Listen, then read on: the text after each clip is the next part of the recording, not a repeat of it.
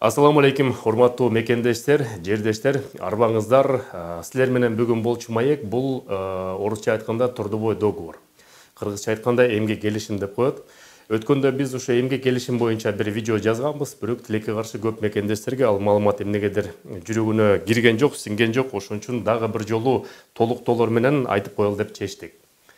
Жакында эле өткөндөгү жумада Кыргыз Республикасынын эмгек социалдык камсыздоо жана миграция министрлигинин өкүлчүлүгүнүн Москва жергесиндеги жыйыны болуп өттү.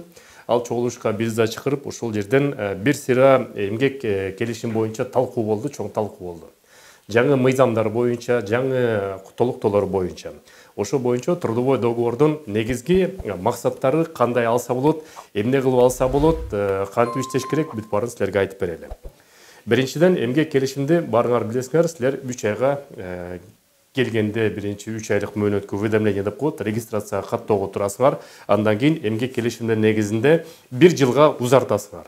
Азыр болсо эмгек келишимди негизинде эгерде эмгек келишимиз 1 жылга эмес, 2 жылга, 3 жылга, 10 жылга чейин же бессрочный болсо, регистрацияны дагы ошого чейин узартсаңыздар болот. Мурда 1 эле жылга узартканга мүмкүнчүлүк болчу. Эмгек келишимиз 5 жылга болсо деле жыл сайын силер узартып 5 жылга узартчыңар. Азыр болсо мыйзам жол берип калды. Эмгек келишимиз канча убакытка мөөнөткө болсо, ошончо мөөнөткө регистрацияны узартып, Кыргызстанга чыкпай эле, Россиядан чыкпай эле эмгектенип жүрө берсеңиздер болот. А бирок чыгып кетер менен ошоки регистрацияңыз кайра аннулироваться этип калат мекендештер. Ошол боюнча эмгек келишимди көп тилекке каршы мекендештер регистрацияга турат дагы. Эмгек келишим негизинде эмгек келишими официалдуу эмес, бирөөлөр аркылуу жасатып алат дагы. Андан кийин 3 айдан кийин, 4 айдан кийин регистрациясы базадан чыгып келет, андан кийин хозяйка чыгарып коюптур деп ошондой сөз болот. Ал андай эмес, мекендештер регистрацияны чыгарып салган себеп бул эмгек келишими базада жок. Азыр МВД базасы менен налоговый база экөө биригип аткан убакыт, ошол себептен азыр МВДдагы налоговыйдын тилекке каршы дейбизби же каршы эмес дейбизби текшере баштап туруп, эгерде трудовой эмгек келишими официалдуу эмес болсо, анда чыгарып салып атат мекендештер. Ошону дагы сөзсүз эске алышыңыздар керек. Жакшы бир жаңылыктар десем болот. Бул мурда деле бар болчу, жана самозанятый. Самозанятыйдын негизинде эмгек келишимдин 2 түрү бар. Бирөө трудовой договор орусча айтканда, экинчиси гражданско-правовой договор. Трудовой договорду силер сөзсүз түрдө юр лицалар менен силерге жумуш берүүчү юридический лицо менен жасайсыңар, а гражданско-правовой договорду болсо силер ар кандай орус жараны менен түзүп алсаңыздар болот.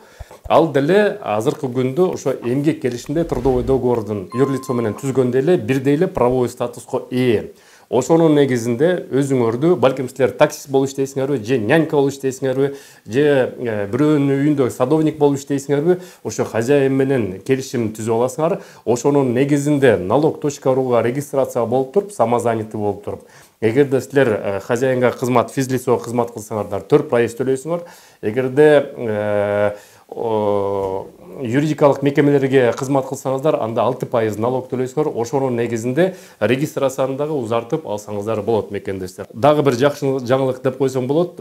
Кирүүгө жана максат цель въезданы Россиянын территориясынан чыкпай туруп эле, сразу эгерде частный визит же конок болуп, гости болуп кирсеңиз, ошону работа деп туруп өзгөртүп койсо чыкпай туруп эле болот. Ал болсо өзгөртүү кандай болот? Өзгөртүү ал биринчи рет аны атайын барып заявление жазып кереги жок. Силер эмгек келишим түзөр менен эле регистрацияны узартайын деп атканда эле МВД өкүлчүлүктөрү автоматтык түрдө ошол экени узартып коет мекендештер.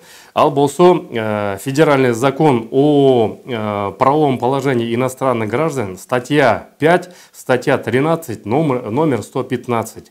Ошонун негизинде цель въезданы да автоматтык түрдө узартып койсо болот мекендештер.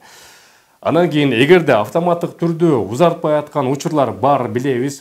Ал себептен жанагы көпчүлүк учурда отделдерде закондо, мыйзамда башкача жазылган, бирок жерде ал башкача иштеши мүмкүн. Эгерде ошондой учурлар болсо, биздин ошо видеонун астына прям комментарий жазып туруп, сос деп жазып туруп, ошо биздин регистрацияны, цель въезданы узартып айтат. Эмненин негизинде деп туруп, телефонуңарды жазып койсоңуздар, биз карап турабыз, мониторинг этип. Ошо телефонуңуздар менен байланышып туруп, силерге кайрадан байланышып, кайсыл отделге узартып айтат, эмнеге узартып айтат деп туруп, ошо фактыларды бизге берсеңиздер, ал фактыларды болсо биз МВД өкүлчүлүгүнө, элчиликке жана Евразия экономикалык бирикменин өкүлдөрүнө берип туруп, ошону жоюшканга силер да бизге жардам бергиле мекендештер.